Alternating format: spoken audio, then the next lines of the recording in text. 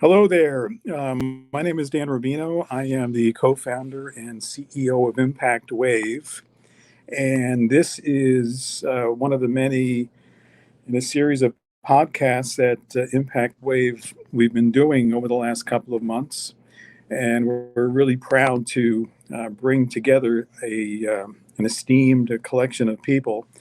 But to tell you a little bit about ImpactWayv first, so this is part of an ImpactWayv podcast series. And ImpactWayv, as the audience knows, is an alternative to existing social media. It's designed to be a healthier and more meaningful alternative to social media. And its function is basically to unite businesses, people, and not for profits throughout the world on a social media platform. And the podcast that we're doing today is very, very special to me. Number one, we usually do these podcasts from our base in New York City. Today, I have the good fortune of being in Las Vegas, Nevada. We've been invited to the NFL draft, and I'm excited to be here with a few colleagues over the next couple of days. And I wish you were here with me. But it's going to be a terrific couple of days. The people that we have with us today, two remarkable individuals. And I think you know both of them. One in particular is Darryl McDaniels, Darryl D.M.C. McDaniels. He is the Rock and Roll Hall of Famer. And together with his colleague and co-founder, Sheila Jaffe, who is an Emmy-Award winning caster in the entertainment field. It's what we all need to get into the movies, and she could actually speak to this in great detail. But I wanted to say hello to them and thank them for being here. So, Darryl, good morning, and Sheila, good morning. Hi. To have a casting director and a Rock and Roll Hall of Famer on our podcast is a real treat for us, especially as it relates to the phenomenal work that you're doing with the Felix Foundation, which is close to my heart, close to the heart of everybody associated with ImpactWayv. So what I'd love to do is there's so many things to talk about, right, with what you're doing and both your lives and how you've developed over the last 10, 20, 30 years in connection with your lives and how that sort of dovetailed into the Felix Foundation. I'd love to talk a little bit about the origins of the Felix Foundation, about your involvement and where you see it headed over the next 5, 10, 20 years. So first of all, good morning, and it's great to have you here. And, maybe, Darryl, you could take it from the top, give us an idea, and then we'll flip it over to Sheila. Well, about 16 years ago, I found out that I was adopted when I was 35 years old, which was a huge, traumatic, shocking, life-changing revelation. And so, along with that came a lot of emotions. So that revelation kind of put me into the place of all of the children that the Felix Organization work with. I started thinking, why this, why that, how come, what does that mean? Who's my mother, who's my father, why me, what's the matter with me, why did they give me up, and all these craziest emotions. So plain and simple, like anybody that goes through anything, you know what I'm saying, especially in this age of mental health awareness right now, I was totally wrecked, demolished, confused, anxiety, everything just hit me all at once. And I felt so alone. So it happens that somebody I had met knew Sheila and saw me in my condition. And the beautiful thing about it, this person did what everybody needs to do when somebody's going through something, a struggle. He said, I can't possibly imagine what you're going through, but there's somebody I think you should meet. Maybe it can help you out. Because a week earlier, Sheila was with this person. And they were doing their business or whatever. And Sheila had mentioned that she was kind of down in the dumps from searching for her birth parents. She knew she was adopted and she was on this search for her birth parents. And every time she would get a lead or get an in, it was a disappointing outcome. So this guy put two people in the same situation together. And what it did for me, it made me feel like I'm not alone anymore. This is beautiful, a real live adopted person like me. Yeah. And that also made me realize if it's me and her, then there must be a bunch of us. But long story short, I got to meet Sheila, and we just sat there, Dan, and we talked about how we felt, about everything that we went through, the good and the bad. And then Sheila, I'll pass it over to her in a minute, she says, we were very fortunate. She was like, we don't like to use that word lucky. We were very fortunate. We was put with people and in situations that allowed us, regardless of our situations, to become the people we were put here to be. And me and Sheila, one of the things we say, a child's situation doesn't define who they are. So we spoke and we said, we gotta do something. We need more Sheilas and Darryls in the world. And then I'll pass it to Sheila. She came up with a brilliant idea that bloomed into the magnificent forest. We started with a seed in a flower pot, and it bloomed into the magnificent forest that we call the Felix Organization. Yeah, that's wonderful. Sheila, let's hear your perspective on it. That's an amazing story. It's the same. My perspective is the same, that, I was searching and Darryl had just found out, and we were like these two lost souls trying to find out where we came from, who we were, did we have a birth name? Did we, were our parents married? Were they young? Right. Why did they give up on us? It's all those questions adopting. We have so many questions. So Darryl and I spoke, and I agree. Everything he said is how it happened. And we wanted to give back to kids that weren't as fortunate as us, that didn't get taken home. It's random when you're adopted. It's not like, when I hate when people dislike when people say we chose you, because it gives you the image of like you're a head of cabbage or something in the market or a melon, and they're squeezing you to choose you. It's just somebody taking it home, and it's luck of the draw. I could have been laying next to 3 other babies that were put up for adoption, and one of them could have got taken home, and I could have been in foster care for my whole life, or years ago in an orphanage. So we wanted to do something for those kids that were less fortunate than us. And so Darryl, because he doesn't do anything on a little scale, was like, we started talking about giving to these kids, and we blossomed it into, we wanted to start a city where all these kids would live, and there would be people there taking care of them and going to school. And we were serious. We were dead serious. We were like, we thought we could do this. We never thought about who's going to give us the kids. We're just like, we have to do this. We have to help these kids. We're going to school them. We're going to educate them, give them a place to live. They're going to have friends. They're going to have family. Like, it was a huge vision. We were excited to say that. And we were excited too, because we found a common goal with each other and a common bond. And so now we wanted to, do so much. So we took meetings. We set up meetings with people to meet us downtown at the Tribeca restaurant.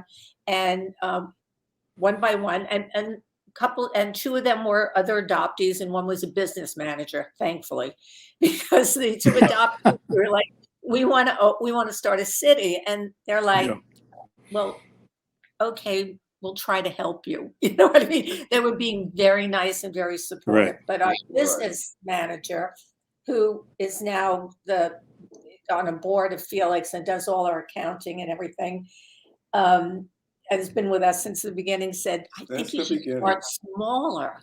Like, I don't think a city is practical. Where are you getting the money? Where's the land? Where are you putting it? And Darryl and I were kind of like 2 kids who were like, oh, yeah, we have a city. So then the next adoptee we met was on the board of the New York Foundling. Wow. And we told her about the city idea. And we said, but the business guy thinks maybe we should start with a camp. And she said, oh, the Foundling has access to a camp that is empty in the month of August. Mm-hmm. She sets the meeting up. We go meet the executive director at the time, Bill Bacalini. Handshake deal. He said, this sounds great. I love it.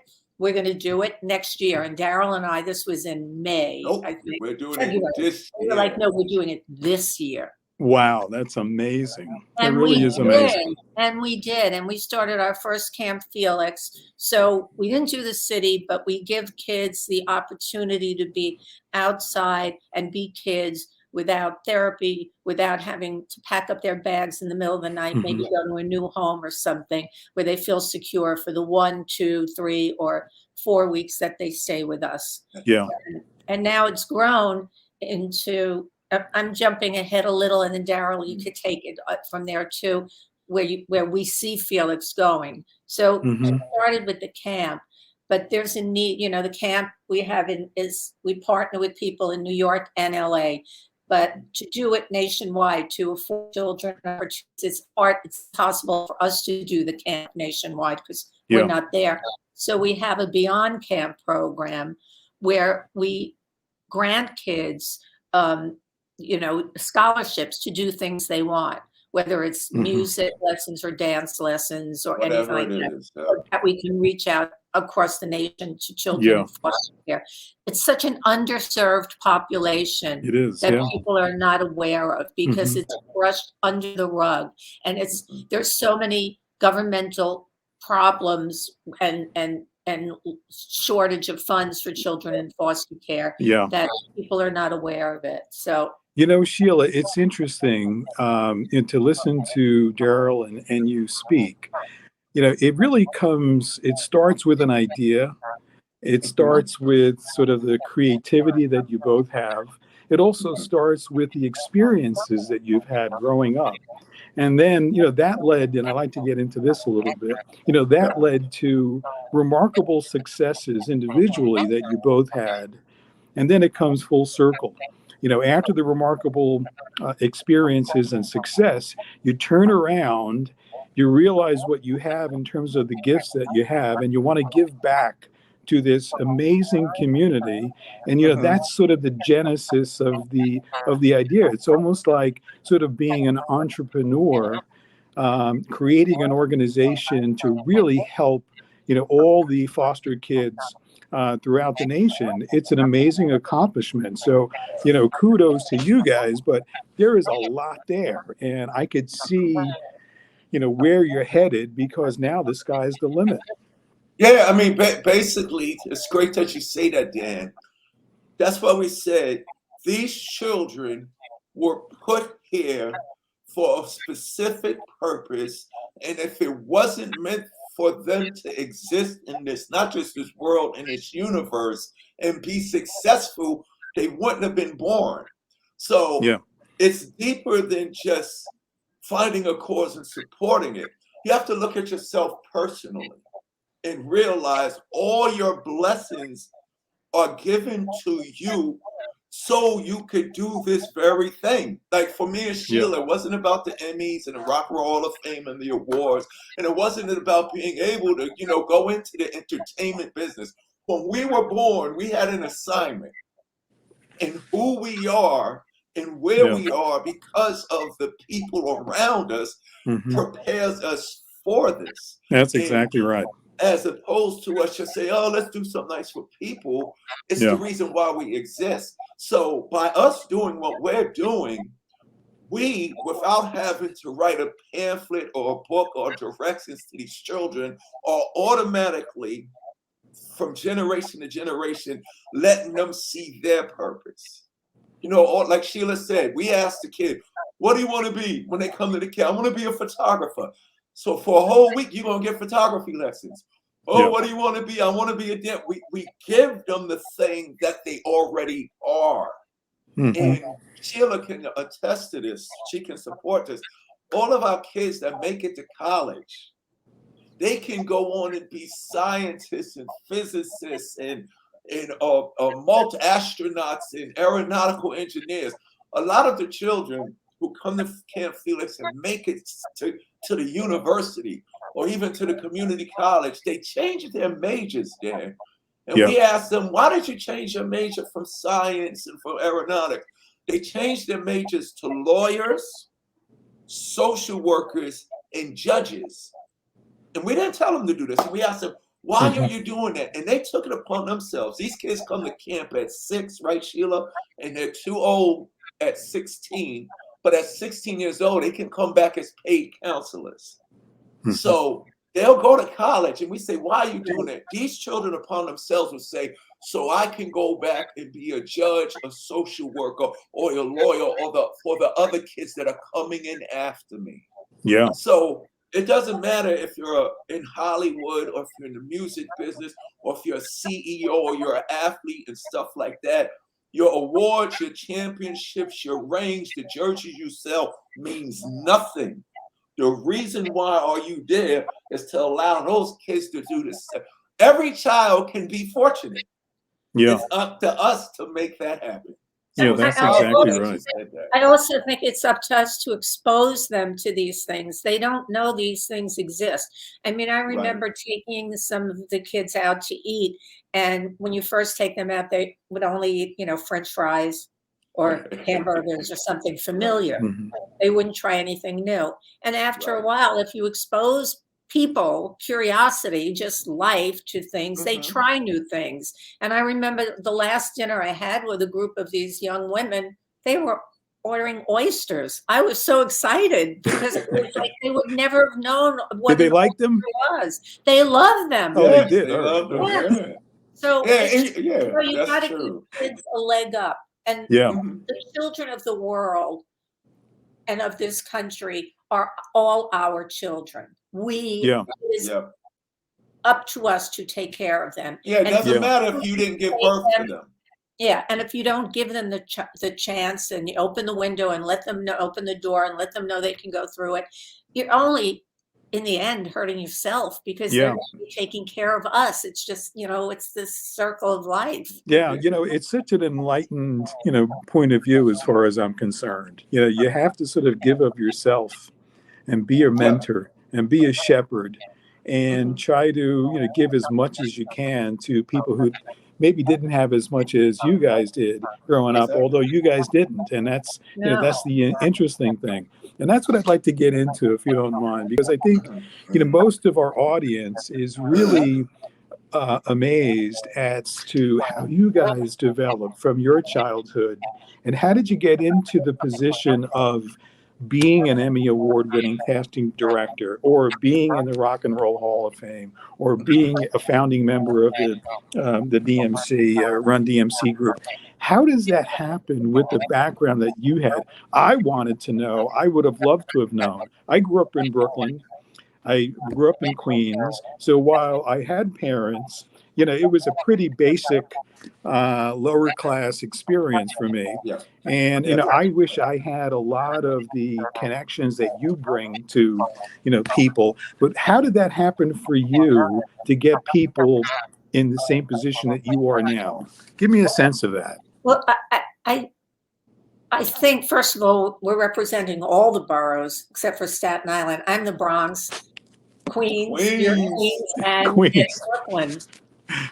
So, well, I lived in Brooklyn for a month, and then we moved to Queens. And you know what? It's interesting. I've lived in every borough. I've lived in every growing up. It's that kind of existence. Staten Island? You lived in Staten Island too. Wow. We only took a ferry there and never it actually exists. Staten Island does exist. Yes, forget about Kim Kardashian. Well, my birth mother is from Staten Island. When I searched for my birth mother and found her in Staten Island, I found my is that right? Mother. Yeah, I searched for my birth mother. She was right there in Staten Island all my life with 2 brothers and a sister. So oh my gosh. I got blood in Staten Island too. There you go. That's great. For us borough people, it's kind of like, you know, that movie Saturday Night Fever. Like you look at the bridge to go over to Manhattan. And if you make it to Manhattan, I grew up in the Bronx, never felt, we used to call it downtown. I know you Brooklyn people called it the city. we're going downtown. But if you make it there, it's like, that's a big deal. It's a big, that bridge is enormous to cross. And it is a big deal, right. Yeah, and I think it's, I don't know, just something. It's like the bridges of, it's like the bridges of life. When you're trying to figure out how to navigate this world, you know what I'm saying? There's always, the yellow brick road. You go down it to see what's on the other side. And along the way, you meet a lot of people who are just like you. They're different struggles. The Tin Man had his issues, and the Scarecrow had theirs, the Lion had theirs. But when you get into this world feeling that the outcast you are, no matter what your race, creed, color, religion is, you realize you got a lot of similarities. And then like what me and Sheila's doing, people see that you have some potential. Like, one of the things that we hate at the Felix Organization, it's the labels we use to our children. So I guess when I was growing up, if I take it all the way back, the way my teachers spoke to me in first and second grade, for them to call me Mr. McDaniels. Oh, wow. Subconsciously, that does something to you, because it showed me so much respect. So I guess how me and Sheila got where we was destined to do what it is that was in there, but it was always about this. I always tell the young people, there are people put on this earth besides your mother and father, your blood, but people are put on this earth to help get you where you're supposed to go. So for me, it was my teachers. In the other instance, the things that we did, like when Sheila, you was a waitress, right? So you started working with people, and you saw all types of characters every day. We don't realize, and I don't care who you are, from the everyday worker to the person now. When you go through stuff as a young person, everything that you do, from school, schoolyard, backyard, neighborhood, is preparation to prepare you for what it is that you were doing. So when Run saw, I wasn't writing rhymes to be in the music business. I was writing rhymes because it was fun to me. The same way you played games when you was little. You pretended to be your favorite superhero. You pretended to, girls pretend to be the princess and pretend to, you know what I'm saying? So I was just pretending to be somebody that might make records. I didn't even want to make records. I was just pretending that I was already making records. So when Run met me, we went to the same school. That's what we had in common. And then he was already in the business, because his brother Russell Simmons was already managing and running the music business before Rappers Delight was on records, was a music business. And Russell was one of those early, like you said earlier, Dan, entrepreneurs. Yeah. We're in the business of life, but your business should mirror everything that you do for people. So when Run saw I had rhymes, I was basically prepared. And he just said, D, he didn't know. He said, whenever my brother lets me make a record, I'm bringing you along. Yeah. And he said that to me in 9th grade. We went to different high schools. But when he got his chance, he remembered the kid that was writing rhymes. Yeah. So that's why we always tell our kids, don't be afraid to speak up. Like Sheila says, it's about giving them the opportunity. A kid that never left the street of New York, take them to the opera. They might be writing operas or performing these conciertos. So to answer your question, Dan, it's all about experience and opportunity. Yeah. And every child, no matter how rough their life is, they have something in them that will not just make their lives better, it will, everybody who experiences them will make it better too. And it helps that at Camp Felix, these kids are labeling themselves, I'm a foster kid, I'm supposed to be this, I'm supposed to be in poverty, when they see other kids, they realize the only thing that's different from me and other kids is that I'm in the foster care system.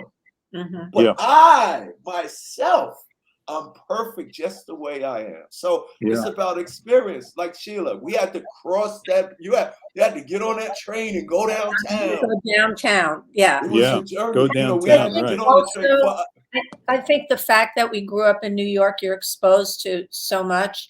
And and I learned so much from my father, who would, like, we didn't have money or anything, but if he knew, like, the teenage boys across the street wanted to go to Yankee Stadium and they didn't have the money, he'd buy them tickets. He would just do things like that. So I learned by his example at an early age how important it is to give and how good you feel when you give to somebody. These kids that are involved in Felix come back and want to work for Felix or volunteer to help at the events, or which I hope you're going to be in town to come to, Dan, because we have our volunteers are amazing. It's May 15th.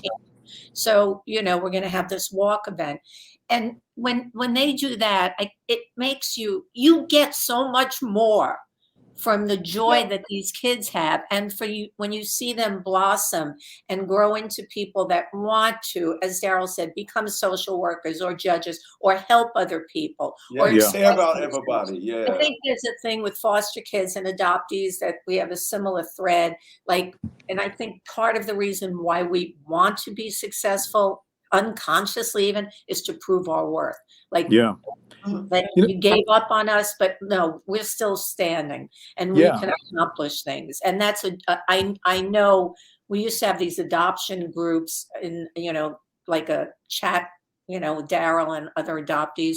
And we have that common thread. We're not enough. We don't trust that we're enough. Yeah, no, it's an amazing thing that you're doing. And, we've done a lot of work with a lot of different organizations throughout the United States, but you guys are really hitting it home. And the one thing that from a personal perspective that I've seen is, most of these kids, what they don't have, unfortunately, and I didn't have growing up, is, you can do this. All right. You give them the experience, you show them what it is. But a lot of them just don't appreciate the fact that, as you said before, Darryl, it's in them. All you got to do is just do it. You could be anything that you want to be. It's almost a cliche, but at the same point in time, it's very, very important for anyone's development, especially, kids through the foster care system. Yes, indeed, you can become anything. Just go out and do it. And you need one or two sparks in your life to make sure that happens. Obviously, you guys have done it. Yeah, but it's like what Darryl said. It's labels. Like if you label foster care underprivileged. Right. Or, I was given up for adoption. It's labels like that. The word given up, just like when you define yourself as that, it's like you're defeated. So somebody gave me up, so I'm gonna give up on myself. Exactly. We don't want to call them underprivileged. Yeah. Right. Instead of saying underprivileged, let's say these are children of great potential. Exactly. Yeah. They'll be like, exactly. I am. It's like I used to do this thing to send children in New York in foster care to Broadway plays. And they would have, I would ask all my friends to donate to buy tickets, but it had to be orchestra seats because I didn't want them to be, oh, look, there's the poor kids, the poor foster kids in the balcony. They're all the way back. They had to be sixth row orchestra. And that could open their eyes. Like they went to see The Lion King. So somebody could look, like Darryl said, oh, my God, I could make those costumes, or I could be an actor, or I could be this, and to keep people's dreams alive. Because if we don't have our dreams and our hopes and our aspirations, what do we have at the end? Yeah, what do we have? Right. Yep. Amazing. Now, if we can, let's spend a few more minutes on the Felix organization itself. And we spoke a little bit about it, but give me an idea as to what the mission is and who else you have involved. I know you have a number of, besides yourself, some additional celebrities who are, spokespeople or certainly advocates of it. Give us an idea as to the organization and where you see the organization. Our mission is to enrich the lives of children growing up in foster care. So, our signature program is the camp, but we enrich in all ways. And our goal is to take the kids from the very early ages and continue with them through them aging out. That will be our last step. We're at a place now where we're we have 5 existing camps. One is our original Camp Felix, which is a 3-week program. Then we have a 1-week teen boy, a 1-week teen girl, and 1 week in LA, boy and girl. And this year we're beginning a new camp, which will be for 1 week, and it'll be LGBTQ plus kids in foster care who have no representation at all. So that is in Connecticut, and we're excited about that. The people that helped us start were a lot of people that we knew in entertainment, or we had dear friends. The father of Felix. Michael Lang. Michael Lang. We had dear friends who aren't with us anymore. Penny Marshall was a big supporter of ours, and Michael was everything to us. He was our rock, our North Star. He was the voice of reason when we needed it. He guided us, and you know, he's the guy. Look, if you can start Woodstock and make it happen, then he was the guy that. He's the reason why Felix is so stable right now. Yeah, no, you're absolutely right. Do what he did. If he could start Woodstock, then we knew he was going to be successful having Michael on board. We miss him, and we will continue to miss him. And we're going to honor him at our event on May 15th. That's right. So we have people like Mark Wahlberg believes in us. He helped us get started, and his foundation donates to us. And Dan, hold up. Can I add to that? It's funny, Dan. I remember when me and Sheila started out on the mission, we got Michael. So Sheila's like, I'm going to call my friend Mark Wahlberg. So remember, Sheila, we was at dinner, and Mark was like, Sheila, stop effing lying to me. You ain't sitting here with no You're not with like, Darryl McDaniels. I went, I am here. She put me on the phone with it. It was blown away. We have somebody on our board who refers to Darryl and I. Darryl, I don't even know if you know this. She says, you are the Martha Stewart and Snoop Dogg of charities. Yep, exactly. It's an unlikely parent. Exactly. You know? It's like, what the hell? It's like, what the hell are you doing with DMC?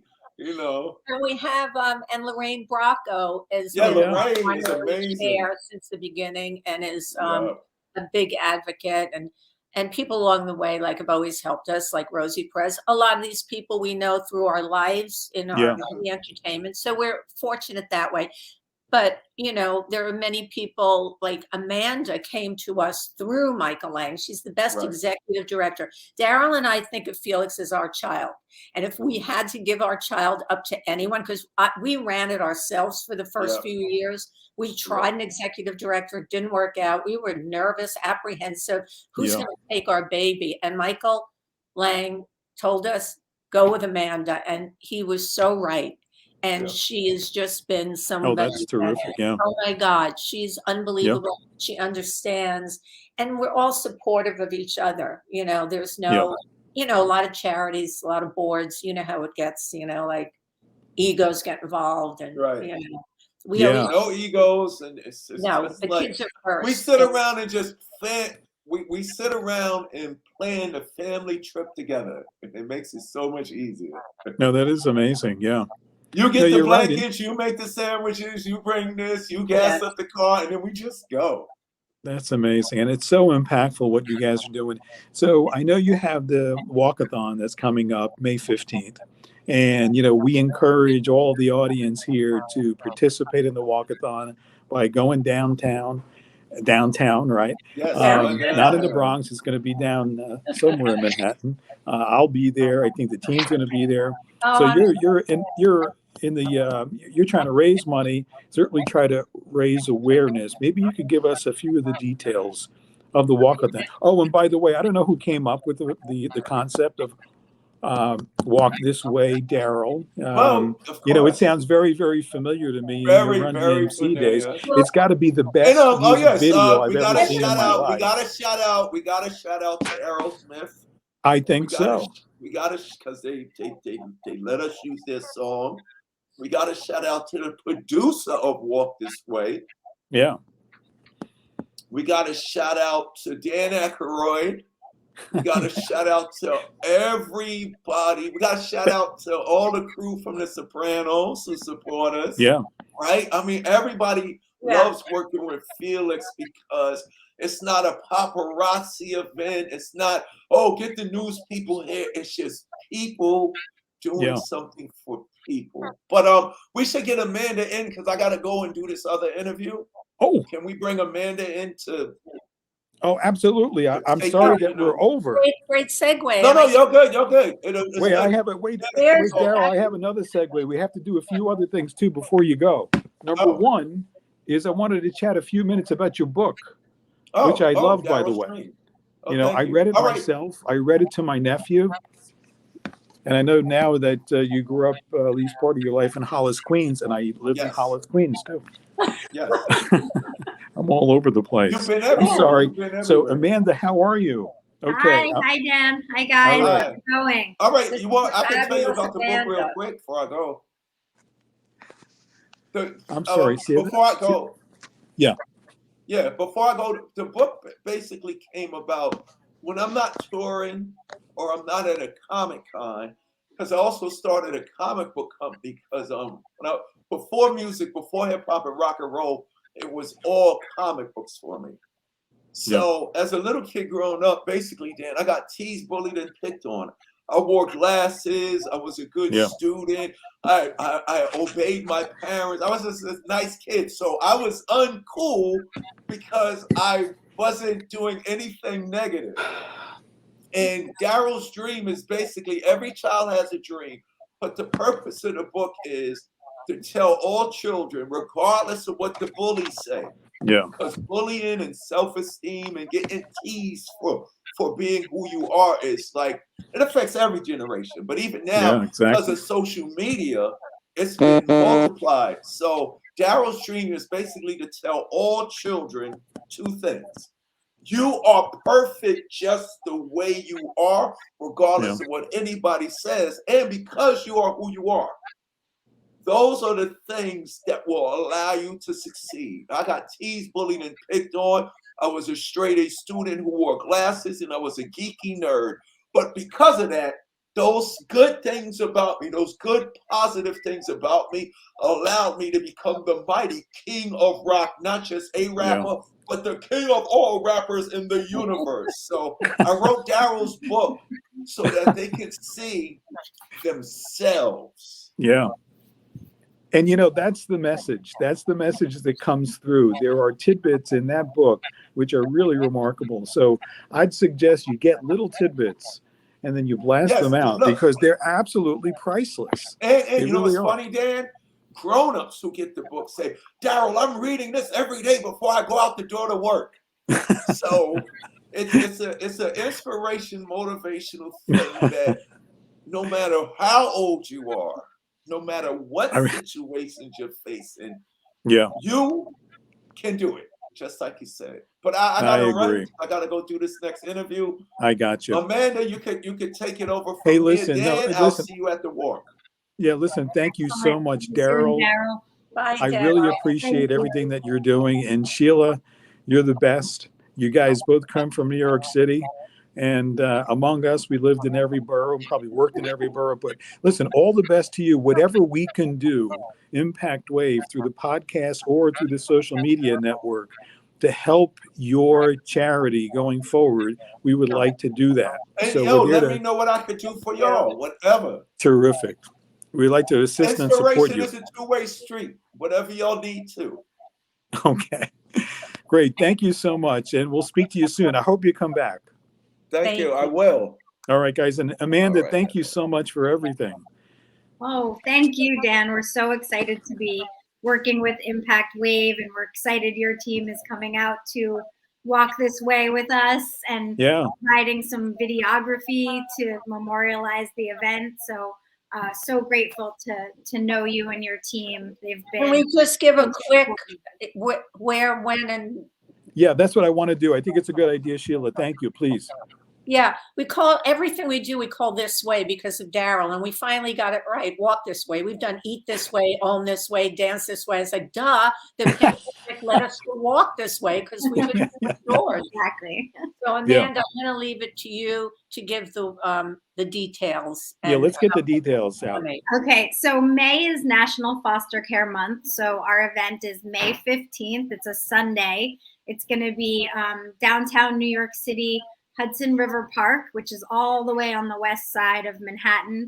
and the cross street is Christopher Street. We're going to be on Pier 45, and we're doing a walk. So people will walk a 5K and then come back and have a great picnic after party on the pier with food, music, entertainment, singers. And as we mentioned before, we'll be honoring Michael Lang, our board member. Oh, that's amazing. Away.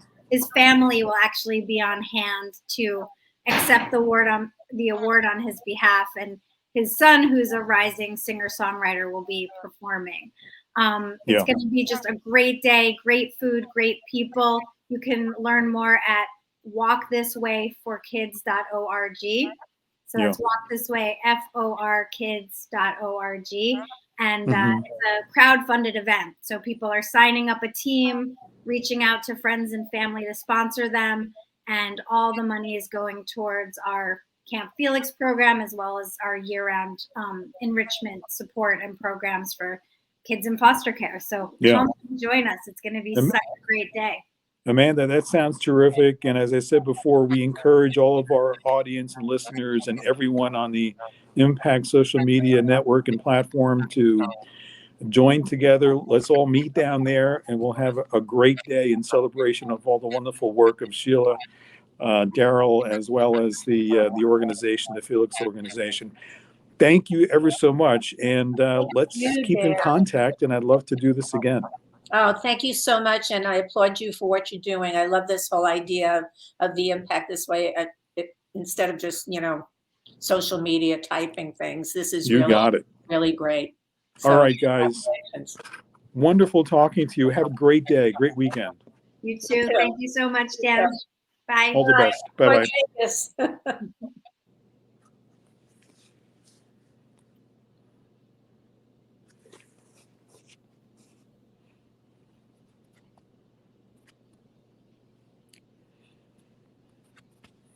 Thank you so much, Dan. Amanda, that was terrific. Thank you so much.